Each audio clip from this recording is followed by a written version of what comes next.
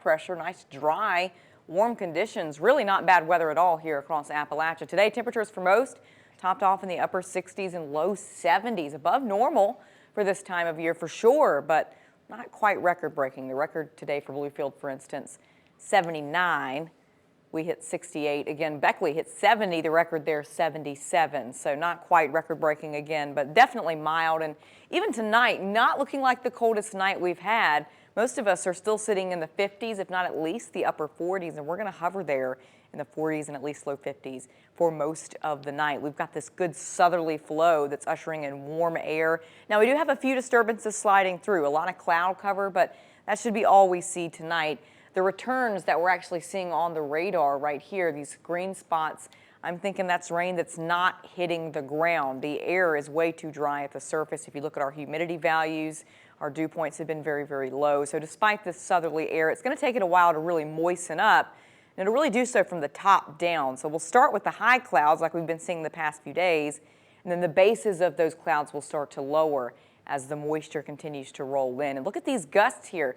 You see where we've got these little reds and yellow spots, especially across the high terrain. It can get windy at times, especially though as we head into tomorrow. It looks dry, don't get me wrong, it looks warm, especially again with the southwesterly winds, but look at these gusts, 30, 40 miles an hour, especially across our western facing slopes. Secure any loose items you've got in the yard. High pressure has been in control. It's offshore now, so it's still driving that southerly wind flow, but pretty soon we're going to have some changes.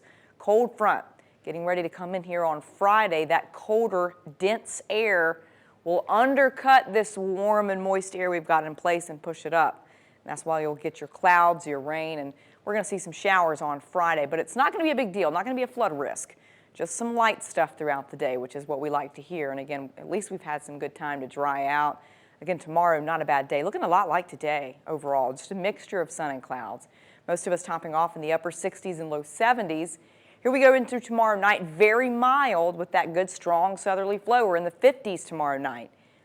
We've got some clouds and some rain though moving in tomorrow evening, and it'll really get going, just kind of pick up on and off through the day Friday. Could see some isolated downpours, but again, most of this stuff will be on the scattered and lighter end. Totals not looking all that impressive. We're talking about a ½ inch or less for most of our area, maybe some locally higher amounts, but shouldn't be much of a flood potential.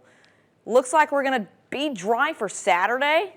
Could get a little bit more rain, though, at the beginning of next week. Again, to recap, most of us in the 40s tonight.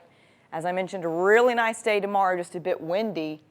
And then we'll get that shower activity at the end of the work week. And again, at the beginning of next week, cooling down a little, too. Spring starts next Saturday. Ironically, we could see maybe a little snow that morning.